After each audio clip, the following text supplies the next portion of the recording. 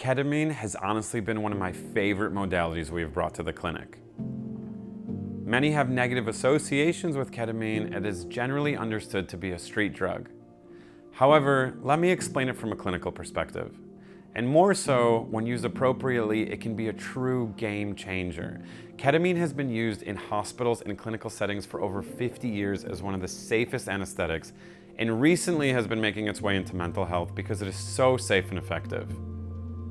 Unfortunately, at the moment, there's a massive health crisis in our country for mental health. Depression, anxiety, PTSD are soaring in numbers, and the conventional approach often leaves people wanting more. So how does ketamine work, and why is it effective? It redirects what is called the default mode network in your brain. This is essentially your brain's operating system that runs in the background. I'm going to give you a few examples to explain this. Let's say someone had a traumatic car accident. After that, every time they got in their car, their body would alert them with potential danger. This floods the body with all sorts of stress chemicals and hormones. And over time, depending on the trauma they experienced, it leads the body to be in a constant state of high alert. This is what's known as fight or flight. The symptoms that result can be anxiety and depression. So therefore, your default mode network can cause the brain to perceive danger at all times and create that anxiety and depression. So what does ketamine do?